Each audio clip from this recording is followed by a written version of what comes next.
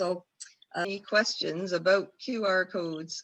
They've been coming in on the chat. I got a question.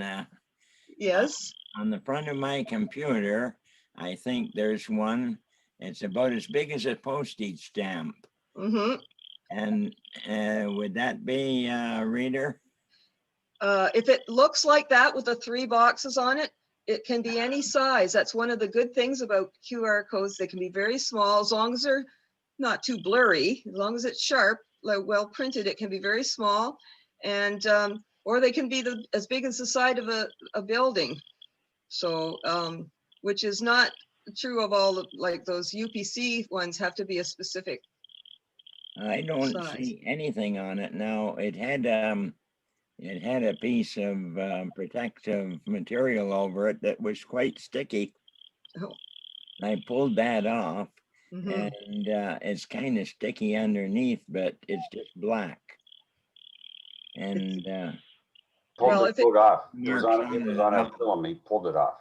Yeah, if you can't see the 3 squares in the 3 corners clearly, then your phone won't be able to see them either.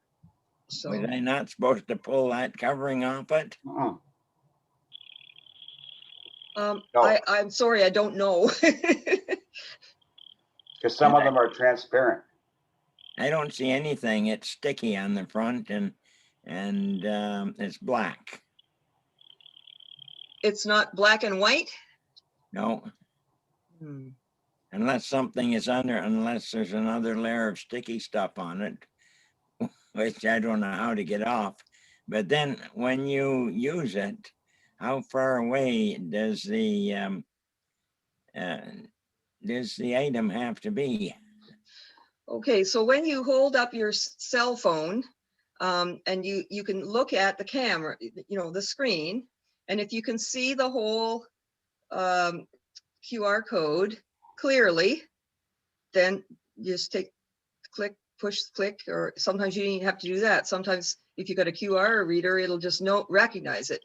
But as long as you can see the whole thing and it's fairly centered in the camera, it'll find it. So the exact distance isn't important, but as I said earlier, there was one where my camera wouldn't focus that close because it wasn't intended for that sort of thing. It was just for people. So it has to be in focus, and you have to have the whole thing on the screen. So it's on the front of a Hewlett-Packard computer.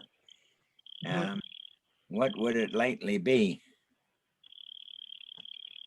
I think the code was on a transparent piece of plastic. And when he pulled it, he pulled the code right off. That's what I was talking about last week with Dave Swain. I said, you should put one on your truck. He said, I'm not putting a sticker on my truck. I said, you can get the transparent ones, and you can put them on the window, and then you can read it right off the window. You don't have to put it on the actual body of the vehicle. So I think that's what it was. You mean that was something to be read, not Yes. not reader. Right. I think you actually pulled the whole code off. It was on a transparent piece of plastic. And when you pulled it off, now the sticky stuff's on there that you can get off with WD-40 or cooking oil or whatever. It'll take it all off. But Yeah. So, but it might have been something that went to the website of the company. That's more likely. So it's now of no use now then. Probably not, no. But if you wanted to get to the website of the company, I'm sure you could find another way to do it. Oh, if you're at home, people would probably rather, read the things on their laptops than on a cell phone. It's the QR codes are most useful when you're out somewhere and you don't have anything to type in a URL. Or it's inconvenient, and it's just nicer to just hold up your phone. You get to the website you're looking for. So, yeah. And you say the readers are on your cell phone. So the newer ones pretty well all have them. If you have an older one that doesn't have one, you can get it easily off the internet. There are many of them available. So, yeah. Yeah, very interesting. Thanks, Ann. Okay, so I'm just, I was surprised at how many QR codes I've come across. So Dan found another one here, TerraCube. What is this TerraCube, Dan? It's your new cell phone. Oh, Dan has bought a TerraCube cell phone. In fact, he bought two. And it came with a QR code that goes to the support.myterracube.com. Okay, so I could type in, since I'm at home, I could just type in support. But if I'm out somewhere with my cell phone, I could just click on that. So, Well, and I have a question. mhm. What do you do if you don't have data on your phone and you want to see the QR code later? Can Yes, okay. So most phones have a camera that can take a picture, right? So you would take a picture and you would send it home to yourself. Maybe you send it to your laptop one way or another. No, take it home Mhm. when you're, I don't know. How do you usually get information? If you take pictures with your phone, then how do you get them onto your computer? You could print that I on a piece actually of paper and then scan it with your phone at home Yeah, I- you could print on the it. Wi-Fi. Or if you've got a cable that goes from your phone to your computer, you could download it, Yep. right? Or you could wait till you get home and you have Wi-Fi, and then you could send it through your email. So there are many ways. And once you get it onto your laptop at home, you could use that little reader I was showing you to read it and put it in. Now, that's kind of a little bit of a laborious process, and perhaps not as convenient. But if it's the only way to get the information because you're out somewhere and you don't have your laptop with you, then it's better than not having the URL that you wanted. So you can even do it with a camera. So suppose you're out, you don't even have your cell phone, you're out on a nature walk, and then you just happen to come across this information, this QR code that's about a lovely flower there. Okay, just take a picture of it. And yeah. Oh, Dan is reminding me that they have some at the conservation area down in Bowmanville. There's signs beside some of the points of interest, and so then once you have the file, that Code 2 program I was showing you earlier, it'll just it says read from a file. You point at the file. It tells you what the URL is for the website. Just for interest, the medical clinic in Fort Perry has a QR code on the door. And what you're supposed to do is scan it. And then it gives you the little questionnaire that says, have you been around anybody with COVID? Have you traveled outside the country and blah, blah, blah. And then once you do that, you get like a screen that says, yes, I've answered all these questions on this day. I'm on my meeting. And so, yeah, so when you go to the pharmacy or to your doctor's office or wherever you go, you just show this. And if you don't show it, they tell you to go get it, So, but it's kind of, I've seen some older people go in, not that I'm not older, but I've seen people go in and they don't know what to do, right? They're confused. And yes. So then it just causes a bit of a problem. It's a great technology, but not everybody is quite up to speed on it. Well, that's right. They need to have pieces of paper and pencils. Just as well, yeah. I had hoped to go and find some more up-to-date, local photographs, but of course haven't been anywhere. But I have heard that some restaurants have been using them during the COVID time for menus. So they would have one of these on the wall, and as you come to the restaurant where you're going to have to eat outdoors or wherever, then you would hold up your phone, and rather than having to give you a menu, which then they have to sanitize afterwards, you just read the menu on your phone. You hold up the phone to the QR code, and it downloads onto your phone, and then you read the menu on your own phone, which you can put in your own pocket. So that's another use. So has anybody else seen any of them around that? Exactly what you just said with the restaurants. 'Cause that way, then they have the free Wi-Fi. So if you don't have data on your phone, you can still read the menu. Yes. Yeah. So yeah. Anyway, I just found I learned a lot about them while trying to put these slides together, and I found them quite useful. And I'm thinking of maybe helping out with that that Qpedia, because as some of you know, I really like Wikipedia. But I was just thinking, wouldn't it be nice if someplace, for instance, in Oshawa, they have the Auto Museum, and if they had in the future tourists coming to the Auto Museum that didn't speak English, if they had those Qpedia QR codes set up beside the cars, then if the people that couldn't read their little blurbs that they put up could just click on the Qpedia QR code, and it would take them to a Wikipedia article in their own language about that kind of car. So I think it'd be really nice if they could do that. Alex Gates is the curator at the museum. He'd probably be quite interested in hearing about that. Oh, okay. I mean, it would have to be something for later, but Yeah. yeah, but yeah, I was just, that's just an idea that came to mind, because we don't have a lot of museums around here, but we do have a couple, and we do have tourists. So, yeah. My first experience with it was when I applied for a passport. Hmm. And what I did was I partially filled it out one time and saved it. And then I went back and filled out the rest of it. And I wanted to see if the QR code actually changed. And it must somehow store a lot more information on it for the passport, because if I change some information down further, it actually changed the code itself. So Yes, I noticed the QR code for that Toronto Star article. The Toronto Star article had a very long title. I think it took 3 lines to write the headline.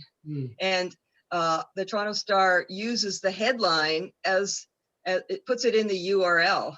So when I'm looking at the URL for my website, which was like, I don't know, 20 characters, and looking at the URL for the, looking at the QR code for the Toronto Star article, it was much denser, and the little squares were smaller and all complicated. So mine had just big blocks. So I think it adapts itself in that way, so it can just store more and more information. But there must be a limit. Like if you get a really long URL, and then you make the QR code really small, like the one that Farney saw, then you might have trouble reading it. You know, you might have to make it a little bigger if it's a pretty fancy one. I know the passport one was pretty big. It was like probably 1/8 of the page almost. So yeah. So I guess you have to think, how secure is that information, is some of that information? If I can take a QR code and stick it in that little program I have, and it'll just give me all the text that's in there, then if there's something that's supposed to be secure, it would have to be encoded first before you put it in the code.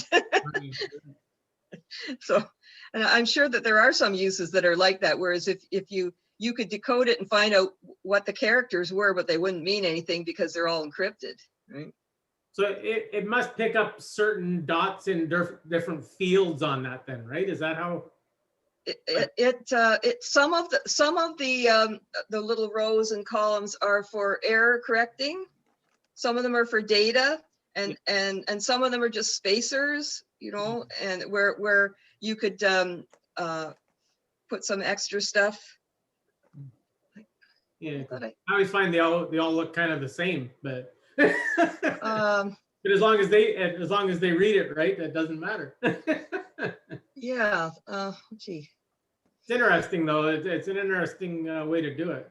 If you want to show your I'm sure that I have at least one slide that I didn't show, because it was showing how you could customize the. I don't even see it now. I must have accidentally deleted it somehow. I was having trouble with my drawing program just before. Yeah, it's gone. I had a slide with 4 or 5 examples of really nice customized QR codes. They're all colorful and everything. Oh, It's gone. wow. So I somehow managed to delete it at the last minute. That's the way it goes. So I think it was on the 3rd slide or the 4th slide in. I There was had- something about timing. What does that mean? timing? Yeah. I think it was on your 3rd or 4th slide. I think it said timing. Maybe I'm mistaken. Oh, okay, it shouldn't be anything about timing.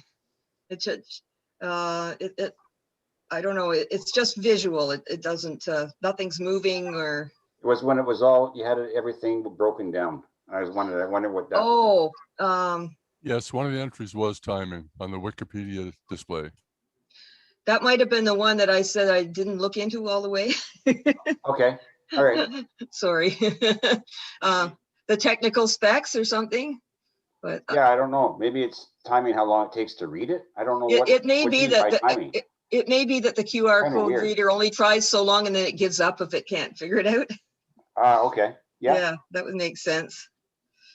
So, Another application I've noticed is on the prepaid postage you get from utility companies. Yes, Where it used to have a 6 or 7 digit, well, it still has a number, but it also has a QR code beside it for billing back the postage. yes. Okay. and when you mentioned about going from the old albums to the CDs, that's what you probably meant by the album, and then you open it up and you get all those pictures and all that information that you don't get anymore.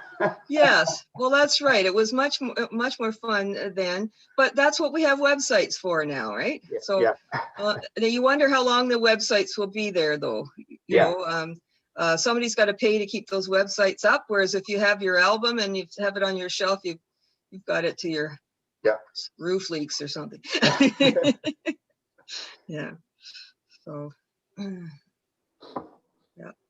was funny when you mentioned albums. I thought, yeah, that's right. You open it up and you get all the pictures and the lyrics and the whole 9 yards.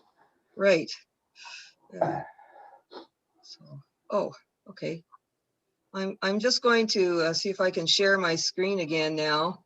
I can figure out how to. I'm not very good with this. I can't even find Zoom now that I got my screen up. There it is. Okay. Because I found the screen with the samples of the fancy ones. Oh, Okay. So if I show this. I don't know. Can you see anything? Yeah. Okay. Oh, I showed you that one, did I? Okay, all right. Because you can see that they put all this stuff over top of them, and yet you can still read it, even though they fancied it. Mhm. So they don't always all have to look the same.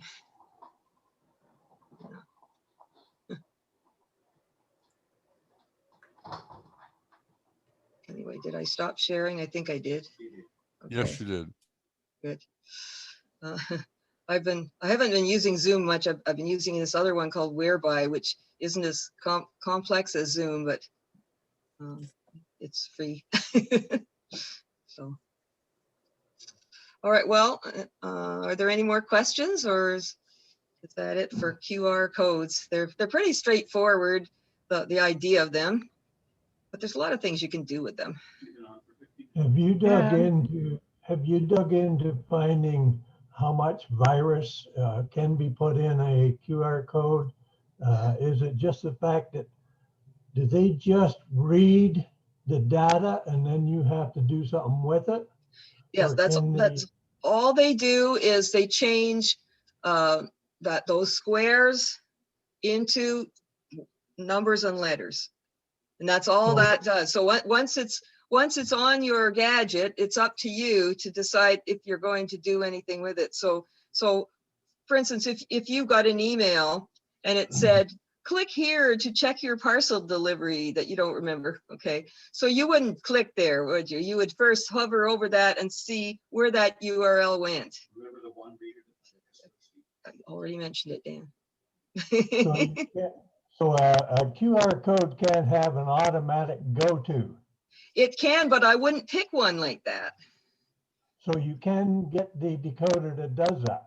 Yes, you can, and I'm sure the reason for that is that there will be people who would be using their QR codes, for instance, readers in a warehouse, and they want to read their products very quickly, and they're all their products, you know, and it's just going to putting items in their database, and they don't want to have to confirm each one, right?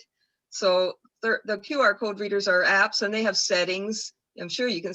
There are many of them that you can set to go directly. But if you're going to be out there clicking, you know, pointing at QR codes that you don't know where they came from, then you're much better to have one that lets you check first. So you just want one to read it, Yeah, that's not do anything. or if you have a website or something else, you might want one that makes them. Okay, if you're trying to do some advertising, for instance. Yeah, well, I got into QR codes 15 years ago, and I started producing them back then even. Yes. So I'm just wondering how much chance of a virus right in the QR code, because I was reading on the internet, Fellows in Belleville sent me an email. Now they've got a virus. I don't know exactly how it's done, but you can click on some Morse code and it'll actually put a virus in your computer. Click on Morse code. You listen to Morse code on your computer, Okay. Yes. and it automatically puts a virus in your computer. Watch it, Bob. Well, audio files have metadata inside. That's not audio data. It's actually, you know, data information. So I guess I don't know. People are very inventive. You got too much time on their hands. Yeah. You Well, have to protect yourself every way right now. yes. Well, of course, the app is a program, right? And so you would only download that from a trusted source, for instance, you know, and it's always good to have a virus checker, because the QR code data itself is just characters. And in order for it to infect your computer, you would have to be clicking on it afterwards. Okay, so but as far as the QR code reader, just like any other software, if you downloaded it from disreputable source, it could have a virus in it. I read your QR code, the last display you had up. I read it about the Wikipedia. Oh yes. I sat back from the screen about 1 or 2 feet, and I read it. Oh, with your phone? With my phone. Oh yeah, yes. Well, of course, my slides were fairly big. I was surprised it read it off the screen. Yeah. I guess it's just data. Yes. So, thanks, Ed. Okay. You said there are a number of different codes. I assume that a reader will read one code, or will it read others? The QR code readers, we did see one that would read barcodes, like UPC barcodes, as well as QR codes. It's a piece of software. You could program it to read whatever, you know. Like most of the QR code readers just read QR codes because you're putting it on your phone. You want something small and simple. And they'll also store all the ones. So the QR codes are all the same then? The standard is pretty, yeah, since 2005, they're pretty well, they have a standard, and they're not varying it from it, because that would mess everybody up if they did. But there are many other standards, like a lot of people, a lot of industry, they use other types of codes that they put on their packages and equipment and stuff. So there's many different ones, but the QR codes are pretty standard and have been for about 15 years.